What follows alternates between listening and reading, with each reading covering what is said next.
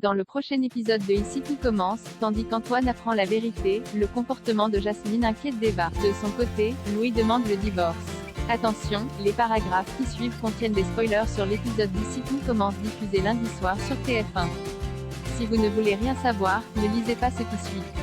Lundi 13 septembre dans Ici tout commence. Antoine apprend la vérité à la suite des révélations de Stéphane. Lionel a été convoqué dans le bureau du proviseur avant le début des cours. Craignant que son père aille en prison par sa faute, il envisage de se dénoncer mais Stéphane le lui interdit.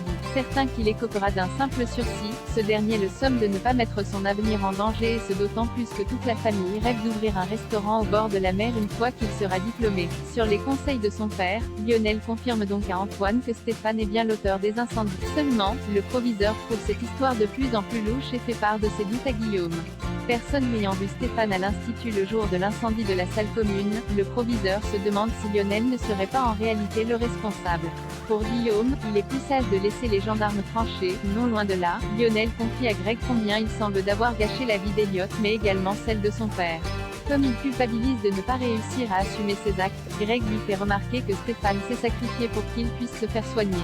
Pour ne pas gâcher les efforts de tous, il le prie donc de faire sa part en allant voir un psychologue au plus vite. De son côté, Elliot assure le service au doubleur handicapé par la perte de son odorat. Il ne se rend pas compte qu'il vient de servir une bouteille de vin bouchonnée à un client.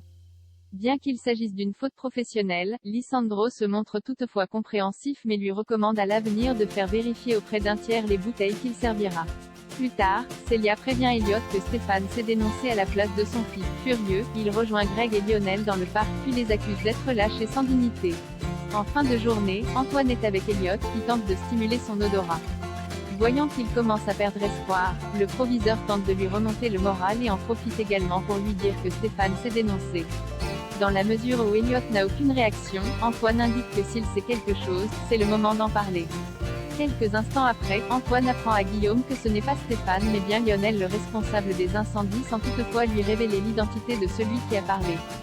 Le comportement de Jasmine inquiète Deva 30 minutes avant le début des cours. Jasmine est toujours couchée et Deva la presse de sortir du lit car le cours de la chef Armand va bientôt commencer. En vain, inquiète, la jeune femme lui pose de nombreuses questions mais Jasmine s'agace puis se montre particulièrement désagréable. Un changement de comportement que Deva a bien du mal à comprendre.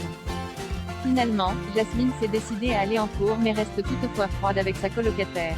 Et lorsque la chef Armand les félicite pour leur plat, Jasmine s'empresse de le jeter à la poubelle à la suite d'une remarque de leur professeur pour améliorer leur recette.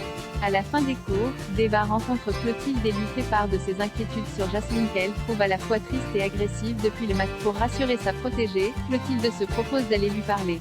En parallèle, Jasmine est particulièrement agitée. Après avoir déchiré plusieurs pages d'un livre de cuisine, elle jette tout ce qui est posé sur son bureau. Au moment où Clotilde frappe à sa porte, elle s'empresse de se cacher dans la salle de bain. En l'absence de bruit, Clotilde pénètre dans le dortoir et constate les dégâts avant de repartir.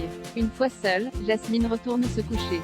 Louis demande le divorce. Louis a donné rendez-vous à Salomé pour entamer une procédure de divorce à l'amiable. Une décision qui enchante la jeune femme. Par la suite, Louis retrouve Charlène pour lui annoncer la bonne nouvelle. Cela a beau la toucher que son copain ait fait cela pour elle, Charlène n'a pas pour autant l'intention de retourner vivre chez les Guinaud car elle s'estime encore bien trop jeune pour s'installer en couple chez sa belle-mère. Comme Louis craint de ne plus la voir autant qu'il le souhaite car il n'est pas le bienvenu chez les Tessier, Charlène répond qu'elle est certaine de pouvoir les faire changer d'avis. Et pour parvenir à ses fins, elle invite Louis et Claire à dîner en mettant ses parents devant le fait accompli. Malheureusement, les choses dérapent quand Théo accuse Louis d'être en couple avec sa sœur uniquement pour récupérer le doublat. Si Tessier ordonne à son fils de s'excuser, le mal est fait et Claire et Louis préfèrent rentrer pour éviter que la situation ne dégénère.